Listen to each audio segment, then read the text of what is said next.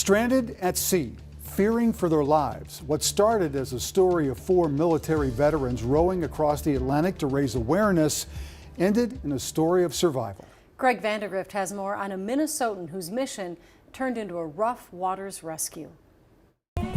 She's going to get your number and your bib. Runners signed up for Perseverance this summer morning in Roseville. Enjoy the race. Thank you. A 5K. Thanks for coming, dude. But for organizer and veteran Nick Ron, Adapt and overcome. An endless race, supporting his group, I really appreciate you guys coming. Warriors Next Adventure, which helps vets find purpose after the military. I struggled with suicide myself. He's just a really inspiring guy. Thank you for your service. Nick is a guy who just definitely perseveres. Our motto is veterans first. Recently he tried rowing across the Atlantic Ocean, which is that's pretty gutsy. I'm just lucky to be here. And thankful to start this first race roughly 8 months after that Atlantic Ocean race. The nightmares have been pretty intense. All veterans team from the United States. Last December, with 3,000 miles of water ahead of them, Go do something amazing. Ron and crew were the first rowboat out on the Talisker Whiskey Atlantic Challenge race, from the Canary Islands to the Caribbean. I never regretted our decision.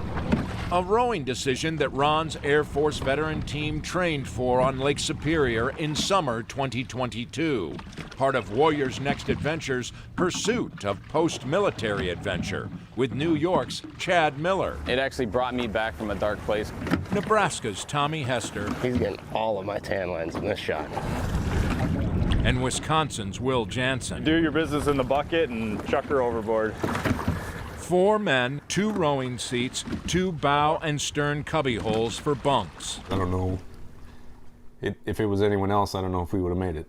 So we were pretty lucky to have a perfect team. The perfect team for persevering its impending perfect storm. If me and these guys made it across the ocean, that's a cool story. But what ended up happening to us, I mean, it's unbelievable. Hundreds of miles and a couple weeks in on the 2 hours on, 2 hours off rowing expedition, high winds and high seas had pushed them about 80 miles south, off course. Around 3:30 a.m., December 28th. I woke up to the sound of a giant wave, and it sounded like a sea monster coming after us. Right as the wave hit us, we turned almost completely sideways, and then it sounded like a freight train coming out of nowhere to hit us. I thought we got hit by a ship. I was pretty certain that we were dead. 2 harnessed rowers overboard, 2 in cubby holes, Ron temporarily knocked out and trapped. They got to the point where the boat was continuing to sink, and I was filling it with water so quickly, I started yelling out to Chad, like, I don't want to die in here. Miller freed Ron, and the guys successfully boarded a life raft, but in the chaos, Ron dropped a knife that punctured the raft, which he plugged with his thumb. Still, imagine, they were not on a Minnesota lake, not on Lake Superior, but an ocean. They did have a GPS and a VHF radio and started every half-hour Mayday calls that finally connected that evening. We said, Mayday, Mayday, Mayday, this is Whoopee Crew, and I told them to say, if you can hear us, give us 2 mic clicks. And we heard click, click, all 4 of us start crying. The Rough Seas rescue was recorded by various crew members of a Dutch vessel. For the first time, that just gives me anxiety, man.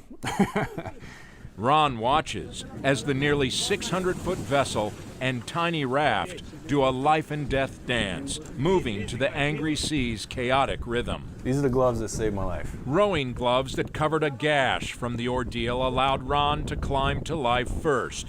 Will Jansen, who posted this YouTube video, followed, but relief had to wait. So as Chad starts to climb, he dislocates his shoulder. And he falls back into the water, and Tommy pulls him in right as the wave pushes him back into the life raft.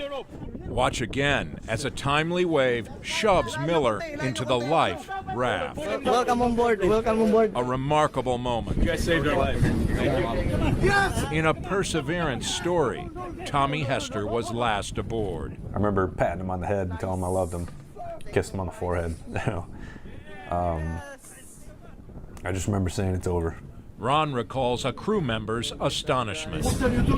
He goes, "What are you doing here?" And we said, "We're rowing a boat across the ocean." He looks down at the life raft in the water, like as it gets sucked up underneath. He's like, "That's not a rowboat." 13 days remained at sea, but in what seems like an unlucky journey, Ron truly cemented his purpose. The time that I thought I was going to die, all I could think about was I have so much unfinished business.